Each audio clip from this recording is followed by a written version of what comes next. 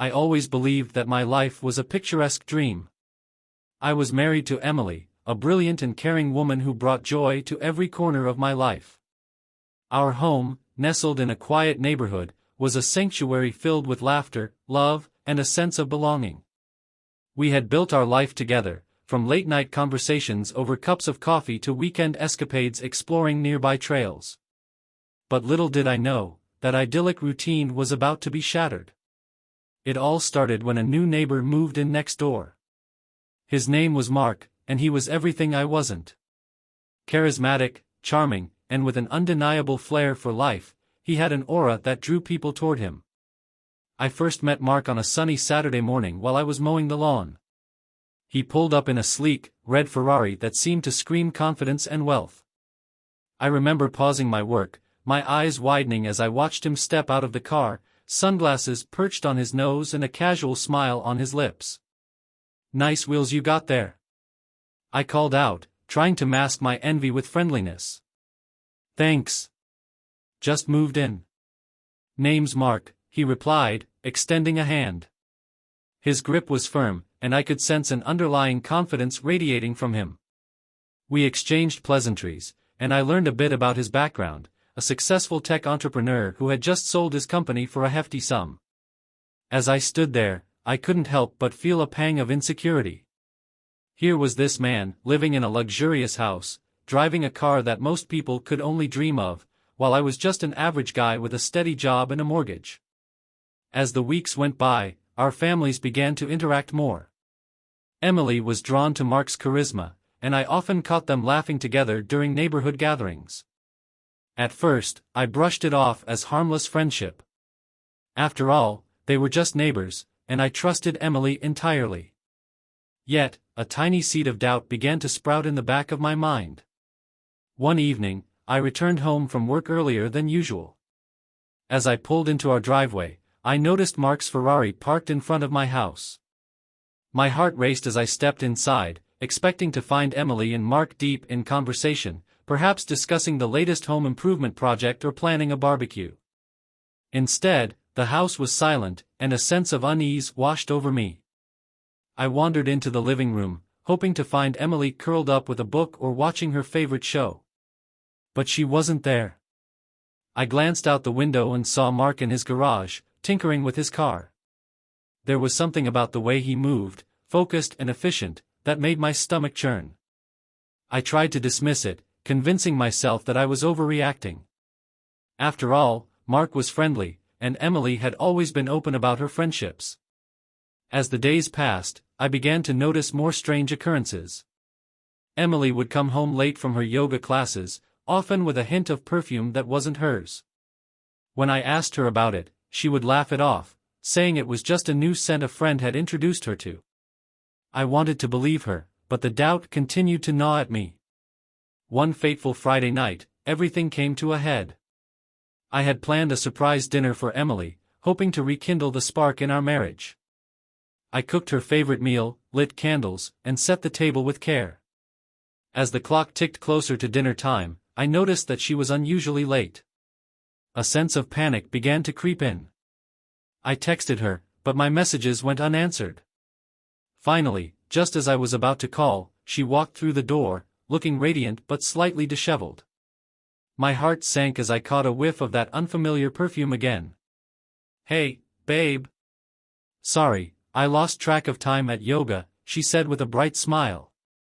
I forced a smile back, but inside, my mind was racing. Something wasn't right. As we sat down to dinner, I tried to shake off the feeling, but the conversation felt forced. I kept glancing out the window, half expecting to see Mark's red Ferrari glinting in the moonlight. Just then, the doorbell rang, and I felt a jolt of anxiety. Emily jumped up to answer it, and as she opened the door, my heart sank further. There stood Mark, casually leaning against the doorframe with a carefree grin. "Hey, Emily. I was just passing by and thought I'd say hi," he declared. I could feel the tension in the room shift as Emily's smile faltered for a brief moment. She quickly recovered, inviting him in, and I felt my stomach twist into knots. As they chatted, I watched them closely, trying to gauge the chemistry between them. Mark's laughter echoed through the room, and Emily's eyes sparkled with a light that was reserved only for moments of genuine joy. I felt like an intruder in my own home, and the walls seemed to close in around me. "Hey, I should let you guys catch up," I finally said, my voice tight. "I'll be in the kitchen." As I walked away, I could hear them continue their conversation, the laughter ringing in my ears like a haunting melody. The unease that had been simmering beneath the surface erupted into a full-blown storm within me. I couldn't shake the feeling that something was terribly wrong, and the thought of losing Emily to the man next door was unbearable. In the kitchen, I leaned against the counter, my heart racing. I had to know the truth. The doubt was overwhelming, and I couldn't ignore it any longer. I decided to take matters into my own hands. That night, I lay in bed, pretending to sleep as I listened to Emily talk and laugh with Mark in the living room. Their voices intertwined, and I could feel the distance between us growing. I knew I had to uncover the truth, no matter how painful it might be. As the night wore on, a plan began to form in my mind. I would confront Emily and Mark. I needed to know if my fears were justified or if I was simply letting my imagination run wild. Little did I know, this decision would lead me down a path I never expected, unraveling the fabric of my life and forcing me to confront not just their betrayal, but my own insecurities as well. And so, the journey began, a journey that would reveal the complexities of love, trust, and the painful truths that often lie hidden beneath the surface. As dawn broke the following morning, I felt like a boxer who had just taken a heavy blow. The weight of uncertainty pressed heavily on my chest, and I knew I couldn't go on living in this state of limbo. I had to confront Emily, but I also needed to gather my thoughts and prepare for what could potentially be the most painful conversation of my life. I spent the morning pacing around the house, cleaning up our shared space as if tidying the physical world could somehow organize my chaotic thoughts. I made coffee, poured 2 cups, and placed them on the kitchen table, hoping that the familiar ritual would bring some sense of normalcy to the situation. When Emily finally emerged from the bedroom, her hair tousled and eyes still sleepy, I felt an overwhelming urge to reach out and hold her close. But the doubt lingered like a dark cloud. "Good morning, sleepyhead," I said, forcing a smile, trying to mask the turmoil brewing within. "Morning," she replied, her voice brightening as she padded over to the table. She wrapped her hands around the steaming mug, and I watched as she took a deep inhale, savoring the aroma. "Did you sleep well?" I asked, trying to keep the conversation light, but my heart was racing, anticipating the inevitable confrontation. "Yeah, I had the craziest dreams," she said, her eyes lighting up momentarily before clouding over again. "But it's great to be up. What do we have planned for today?" I could feel the tension building inside me. This was the moment I had to seize. "Actually, I wanted to talk to you about something important," I said, my voice steady but firm. Her expression shifted, curiosity mixed with a hint of apprehension. "Sure, what's on your mind?" I took a deep breath, gathering my courage. "It's about Mark." Her face tightened, and I noticed a flicker of something. Was it guilt? "What about him?" I leaned forward, my heart pounding. "I've been feeling uneasy about your friendship with him. It seems like you two have grown closer, and I can't help but feel like there's something more going on." Emily's eyes widened in surprise, and for a moment, I thought I saw a flash of panic. "What? That's ridiculous. Mark is just a neighbor. We talk about neighborhood stuff, and he's been helpful with a few things around the house." I felt a rush of frustration. "But it feels like there's more to it. The way you laugh and light up around him, it's different, Emily. It's not just friendly." She sighed, running a hand through her hair, visibly agitated. "You're overreacting. I can have friends without it meaning anything. You're being paranoid." I clenched my fists, struggling to keep my emotions in check. "I'm not trying to be paranoid. I just want to understand. I've seen how you are when you're with him, and it's making me feel insecure. I can't help but think that something is happening between you two." "Are you serious right now?" she shot back, her voice rising. You think I would cheat on you? After everything we've built together? I could see the hurt in her eyes, and it pierced through me like a knife. I don't want to believe it, Emily, but the signs are there. You've been distant lately, and I can't shake the feeling that Mark is somehow involved. She stood up, her chair scraping against the floor. This isn't fair. Just because you're feeling insecure doesn't mean I'm doing anything wrong. You need to trust me. I took a deep breath, feeling the weight of my next words. Trust is built on transparency, Emily. If there's nothing going on, then why does it feel like you're hiding something? Why is it so easy for you to brush off my concerns? Tears welled up in her eyes, and I felt a pang of regret. I never wanted to hurt her, but the truth was clawing its way out of me. I don't know, maybe I'm just being sensitive, but I need you to reassure me. I need to feel secure in our relationship. I can't believe this, she exclaimed, frustration boiling over. You're making me feel like I'm guilty of something I haven't done. I love you, and I would never betray you. You know that. The intensity of her words hit me hard, and for a fleeting moment, I questioned my own instincts. But the doubt was still there, lurking in the shadows. Then prove it. Can you talk to me about your relationship with Mark? How did you two become so close? She took a step back, her expression softening, but the hurt was still evident. I didn't realize it bothered you this much. We've just been talking about normal neighborly things. He's been a good friend, but I promise you, that's all it is. I felt a flicker of hope but was met with skepticism. Can you promise me you'll keep a distance? For my sake? Why should I have to change my friendships because of your insecurities? She countered, her voice trembling. Because I need to feel secure in my marriage. I blurted out, my voice rising. I can't compete with that car or the way he carries himself. It's just too much for me right now. Silence enveloped us, thick and heavy. I could see the wheels turning in her mind, the internal battle she was facing. Maybe I should talk to him, she finally said, almost to herself. What do you mean? I asked, my heart racing. I'll tell him to back off. I don't want you to feel this way, she said softly, her voice cracking. I hate that you're feeling like this because of me. I reached out, wanting to comfort her, but she stepped back. No, I need to figure this out. I want to make things right between us. I nodded slowly, my heart aching. I just want us to be okay. I don't want to lose you. I don't want to lose you either, she said, her voice breaking. But I need to be honest with you. I can't promise that Mark will just disappear from my life. He's a neighbor, and I don't want to shut people out just because you're feeling threatened. Her words struck a chord, and I could feel the ground beneath me shifting.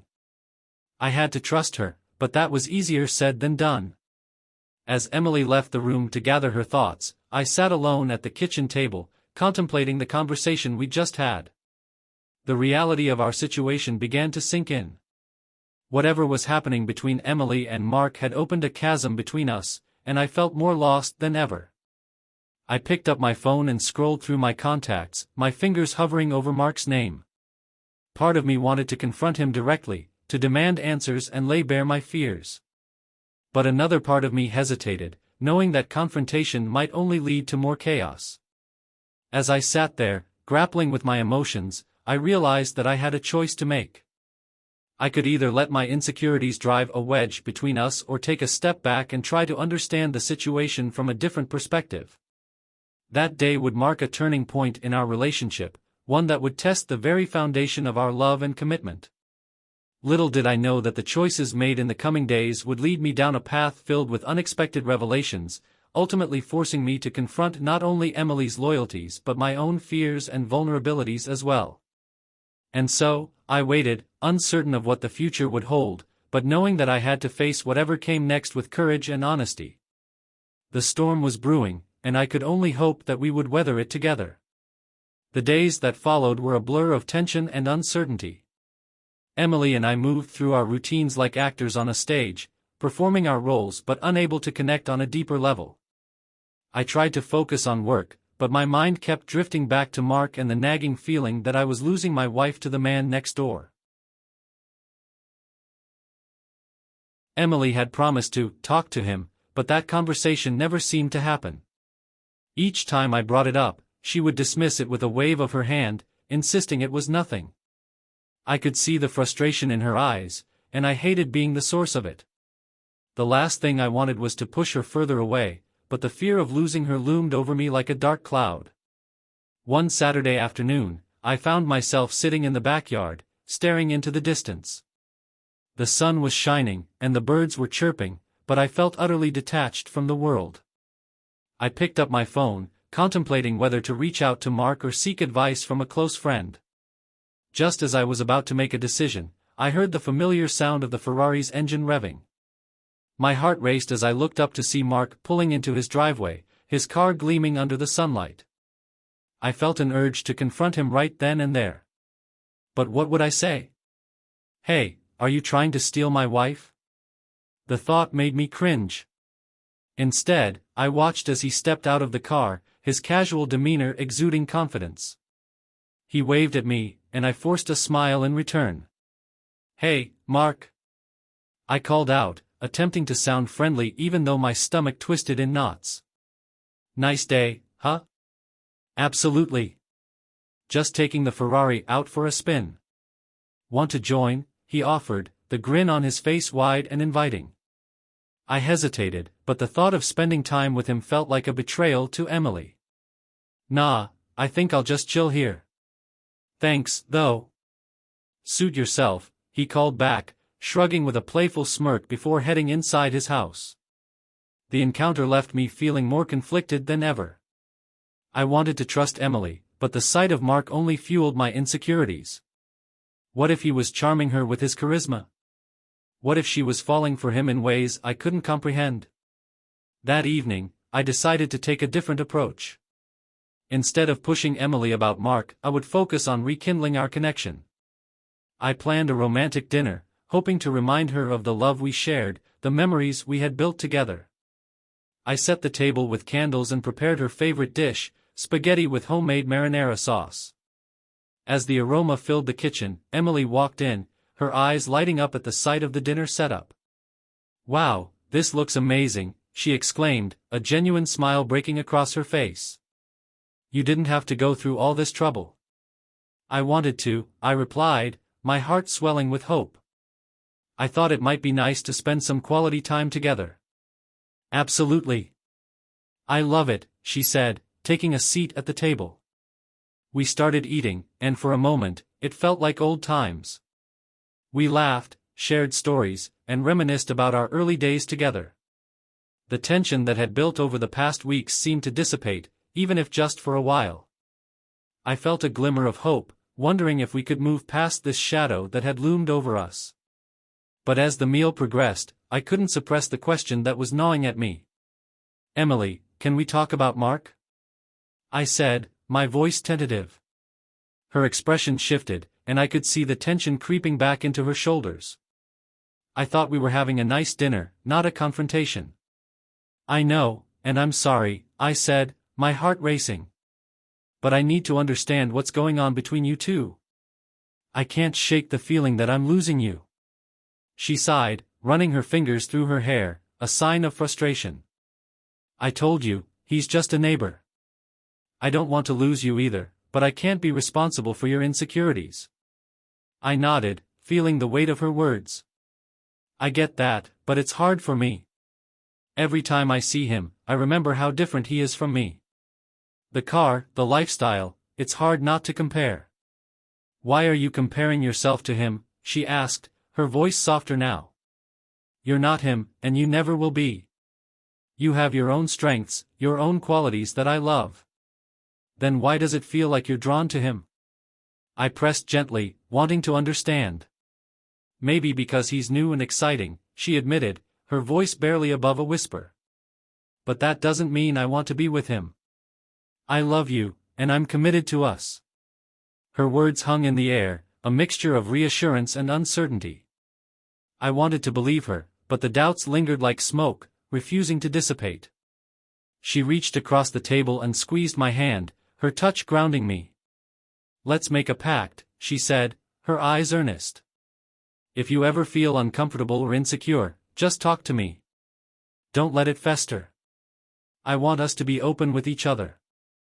I held her gaze, feeling a surge of gratitude. "I can do that. And I'll try to work on my trust issues. I don't want to lose you, Emily." We finished dinner, and for the first time in weeks, I felt a flicker of hope. Maybe we could navigate this storm together. That night, we cuddled on the couch, watching our favorite movie and laughing as if the world outside didn't exist. The next day, however, the truth of our situation hit me hard. I went for a run to clear my mind, but as I jogged through the neighborhood, I couldn't shake the feeling that something was off. As I passed Mark's house, I spotted him in his yard, working on his car. Instead of continuing on my run, I stopped, my heart racing. Perhaps this was the moment I had been dreading but knew I had to face. I took a deep breath and walked over. "Hey, Mark," I said, trying to sound casual but failing miserably. "Hey, man." "Out for a run?" he replied, wiping his hands on a rag and grinning. "Yeah, just trying to stay in shape," I said, forcing a smile.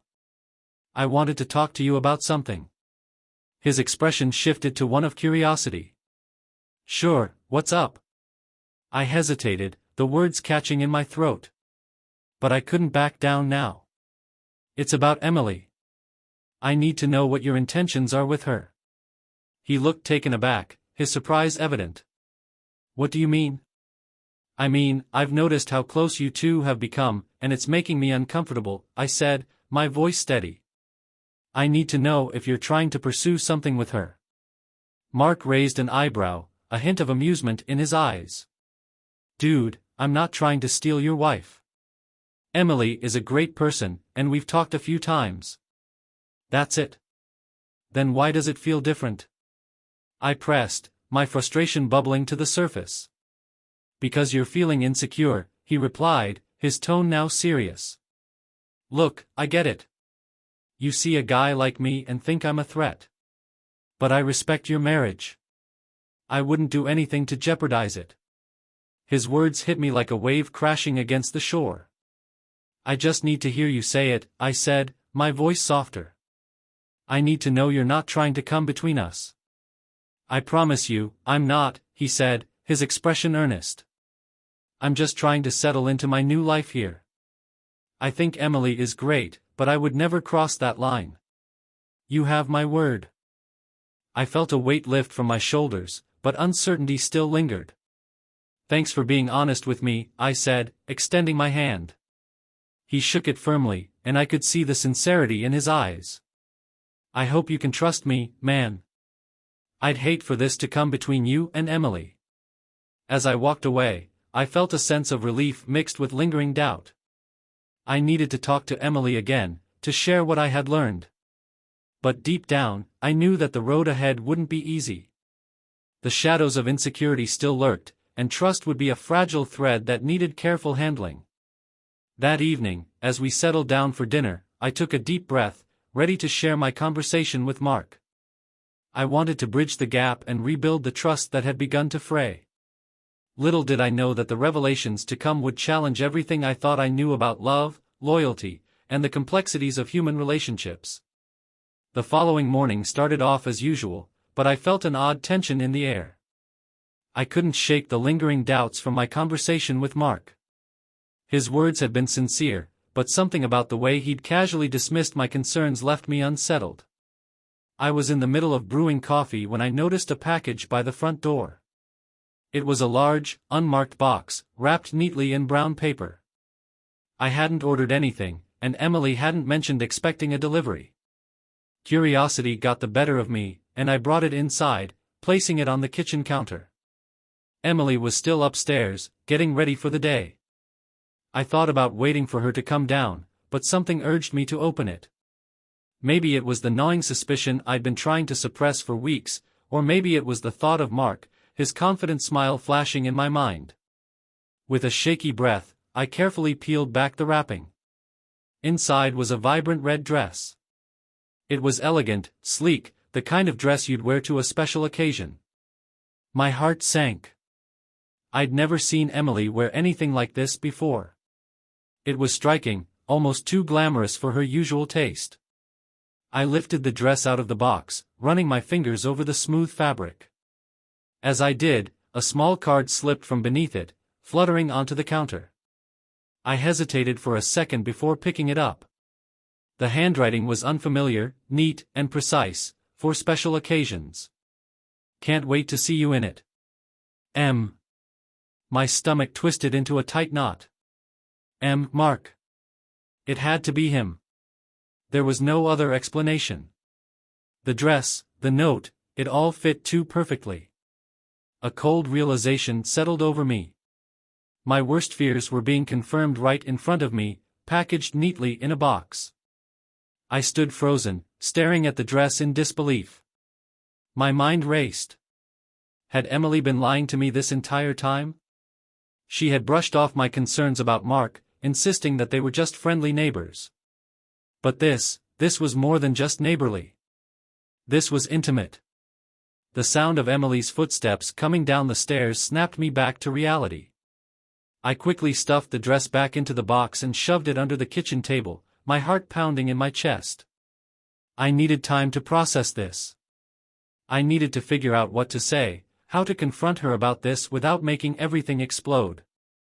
She entered the kitchen with a bright smile, clearly unaware of the turmoil churning inside me. "Morning," she said, planting a light kiss on my cheek. "What's for breakfast?" "Just coffee for now," I muttered, avoiding her gaze. Emily frowned, sensing something was off. "Are you okay?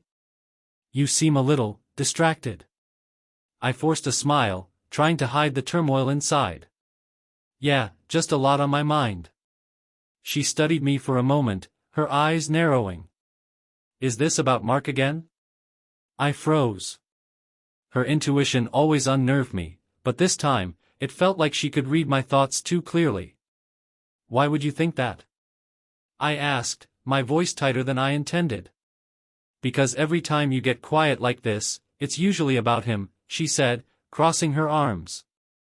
"What's going on? Did you talk to him again?" "I did," I admitted, trying to keep my voice steady. "Yesterday, after my run. I told him how uncomfortable I've been feeling." Emily sighed and leaned against the counter, rubbing her temples. "I thought we were past this. I thought you trusted me." "I want to trust you, Emily."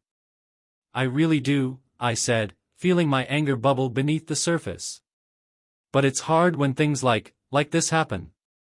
I motioned to the hidden box under the table, unable to keep it in any longer. She blinked, confused. "What are you talking about?" I reached under the table and pulled out the box, setting it down on the counter between us. "This. I found this just now. A dress, and a note from M. Is that from Mark?" The color drained from her face, and for a brief moment, she looked genuinely surprised. But then her expression shifted to something else, guilt, maybe? Panic? "Where did you get that?" she asked, her voice trembling slightly. "It was at the door. Unmarked." I opened it because I didn't know what it was. My voice wavered as I spoke, the betrayal I felt seeping into every word. "Care to explain?" Emily stared at the box for what felt like an eternity. Finally, she took a deep breath. "It's not what you think." "Then explain," I demanded, my patience wearing thin. "Because from where I'm standing, it looks like Mark bought you an expensive dress and sent you a note saying he can't wait to see you in it." "It's not from Mark," she blurted out, her hands gripping the edge of the counter. "It's from my sister." I blinked, thrown off by the sudden shift. "Your sister? Why would she send you a dress and sign it with an M?" "Her middle name is Marie," Emily explained quickly. "We've always used initials when we send each other gifts. It's just a thing we do." I didn't expect her to send anything, and I certainly didn't expect it to come today. I stared at her, trying to process what she was saying. It seemed plausible, but there was still something off about the way she was explaining it. Why didn't you mention it before? I asked. You've been hiding things from me, Emily. I'm not hiding anything, she insisted, though her voice wavered. I didn't think it was important to tell you every time I talked to my sister. I didn't even know she was sending something. The frustration building inside me began to crack my composure. I want to believe you. But how do I know you're not just covering for Mark? I see the way he looks at you, Emily. And now this dress shows up out of nowhere? I told you, it's not from him, she said, her tone firmer now. You're letting your insecurities cloud everything. I love you, but I can't keep reassuring you about Mark when there's nothing going on. I clenched my fists, trying to rein in my emotions. Then show me the message. Show me the conversation with your sister. Emily froze, her eyes wide. For a second, she didn't move, and I knew, right then, I had hit a nerve. You don't believe me? She asked softly, her voice cracking. I just want to know the truth, I said, the desperation in my voice clear. If this is really from your sister, show me. Prove it. She bit her lip, hesitating. Then, with a resigned sigh, she pulled out her phone and handed it to me. Here. Look through my messages if that's what it'll take. I took the phone, my hands shaking. I scrolled through her messages, looking for any sign of a conversation with her sister about a dress. But the longer I searched, the more I realized there was nothing. No conversation. No mention of a dress. I looked up at Emily, who was now avoiding my gaze. There's nothing here, I said quietly. Her silence was deafening. My heart sank. I felt like the floor had dropped out from under me. That night, Emily had left the house, saying she needed to clear her head. It wasn't unusual for her to go out when things between us got tense, but something about this time felt different. After the discovery of the red dress and her reluctance to explain, a deep, unsettling feeling settled in my chest. I paced around the living room, my thoughts spiraling. I kept glancing at the clock, 10 p.m., then 11 p.m., midnight. She hadn't told me where she was going, and I hadn't asked. My pride stopped me from texting her, but my gut churned with worry. Had I been too harsh? Maybe I should have trusted her more. Or maybe my suspicions had been right all along. By 1 a.m., I was sitting on the couch, staring blankly at the muted TV. My mind was running through every worst-case scenario. I had tried to distract myself by watching a movie, but it was impossible to focus on anything other than the empty house and the creeping silence. Where could she be? Was she with Mark? The thought alone twisted my insides with jealousy and anger. Just as I was about to grab my phone to call her, I heard the faint sound of keys jangling at the front door. I shot up, my heart pounding in my chest. The door creaked open, and there she was, Emily, standing in the dim light of the hallway, wearing the red dress. The same red dress I had found earlier that morning. Her hair was disheveled, and her lipstick was smeared across her lips, as if she had hastily tried to wipe it away. My heart dropped at the sight. I took in her appearance, feeling a rush of emotions, anger, hurt, betrayal, all colliding inside me. She stepped inside, her heels clicking softly on the hardwood floor, and her eyes met mine. There was a flicker of guilt in them, or maybe it was something else, something she wasn't ready to admit. Where have you been? I asked, my voice sharper than I intended. Emily hesitated for a moment, glancing down at her dress as if just realizing what she was wearing. She ran a hand through her tangled hair, trying to smooth it out, but it only made her look more disheveled. I went out, she said, her voice quiet, almost distant. I can see that, I replied, trying to keep my voice steady. But where, Emily? Where did you go, and why are you wearing that dress? She opened her mouth to answer but closed it again, as if searching for the right words. The silence between us was suffocating. I could feel the tension crackling in the air, thick and heavy. I needed some time to think, she finally said, but the answer was evasive, unsatisfying. I went for a drive. In that dress? I asked, my eyes narrowing. And with your lipstick smudged like that? Emily's hand instinctively reached up to touch her lips, and when she realized what I was talking about, her face flushed. It's nothing. I met up with a friend. We had a few drinks. It got late, that's all. Who? I asked, my voice rising. Who did you meet up with, Emily? And don't lie to me. Her eyes flickered with uncertainty, and for a moment, I thought she might actually tell me the truth. But instead, she shook her head, avoiding my gaze. It doesn't matter, she said, her voice trembling. You wouldn't understand. I felt a sharp pang in my chest, a mixture of rage and heartache. Wouldn't understand? I repeated, my voice growing louder. I'm your husband, Emily. I deserve to know where you've been and who you've been with. She flinched at my words, and for a brief second, I saw something break in her expression, regret, maybe, or fear. But just as quickly, she put up her defenses, crossing her arms over her chest. Why do you always do this? She asked, her voice cracking. Why do you always assume the worst about me? Because you're not giving me any reason to think otherwise.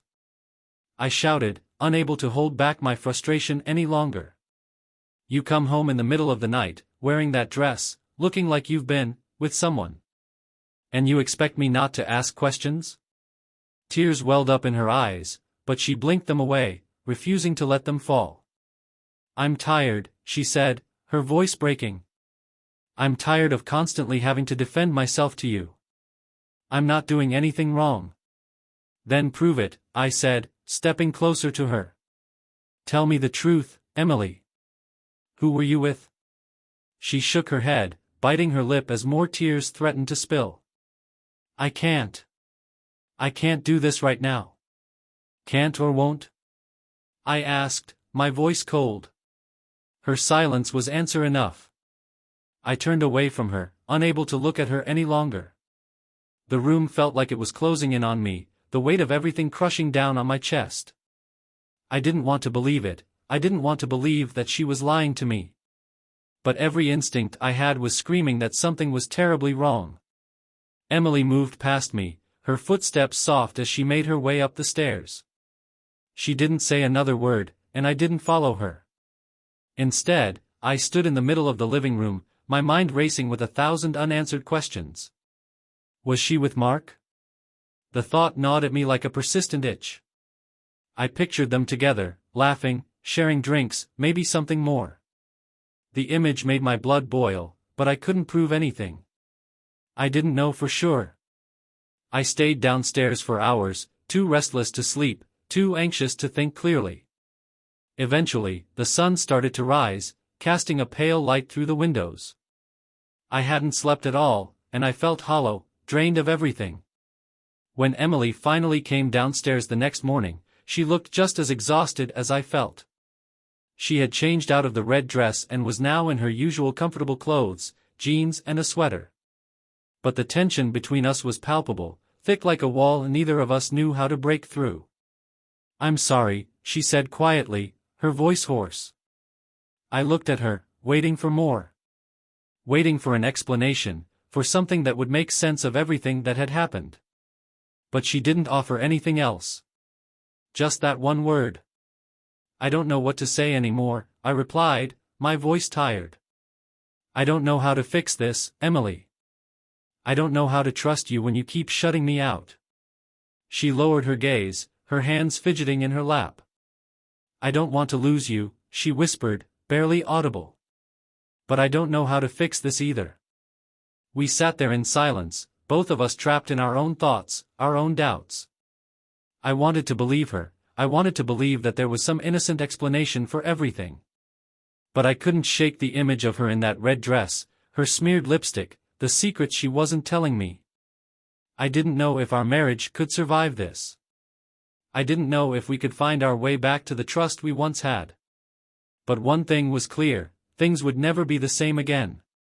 The following days passed in a blur of strained silence and half-hearted conversations. Emily and I barely spoke, and when we did, it was as though we were speaking different languages. I could feel the distance growing between us, an invisible chasm that neither of us seemed willing or able to cross. The red dress haunted me. It wasn't just a piece of fabric anymore, it was a symbol of something far darker, something I wasn't ready to face.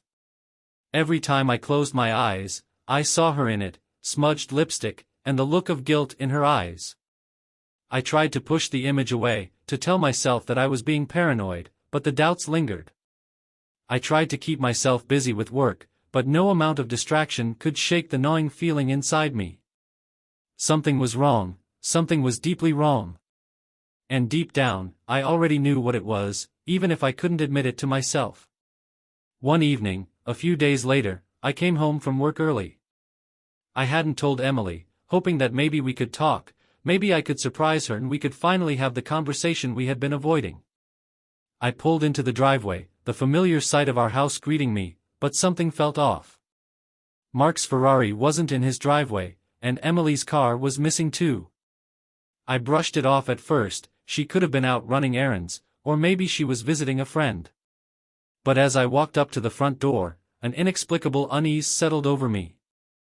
I unlocked the door and stepped inside, expecting the usual quietness of an empty home, but instead, I was greeted by a voice, laughter, soft and intimate. It was Emily's laugh. But it wasn't coming from inside the house. It was outside, from the back patio. My heart began to race, and I slowly made my way toward the sliding glass door that led to the backyard. The curtains were slightly drawn, but through the small gap, I could see them, Emily and Mark. They were sitting close together on the patio, wine glasses in hand, talking in low, hushed voices.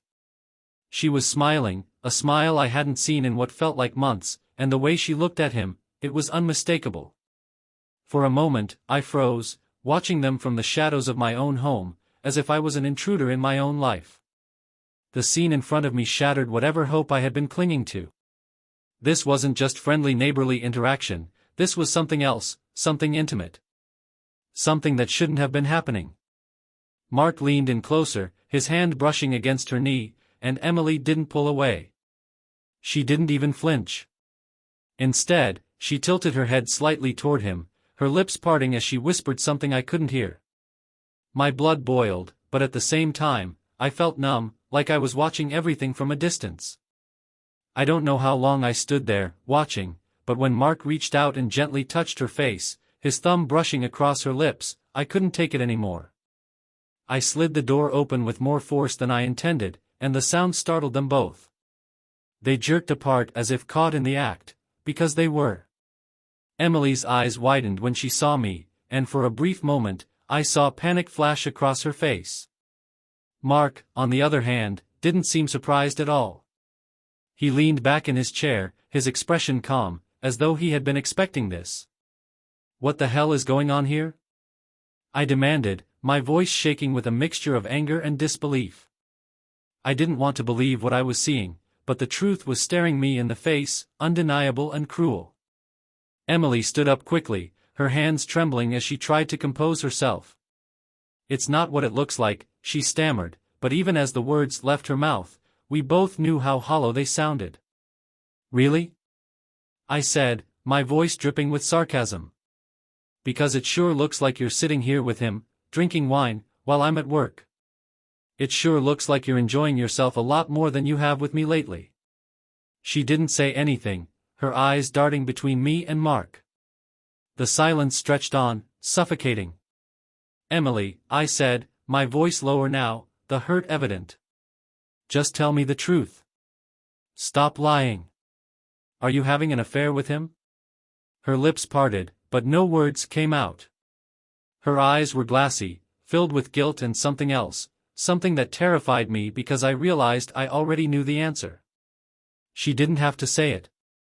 Mark stood up, his movements slow and deliberate. He didn't bother to deny anything. Instead, he looked at me with a strange mix of pity and arrogance.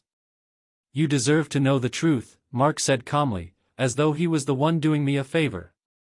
"Emily and it's been going on for a while." My chest tightened as his words hit me like a physical blow.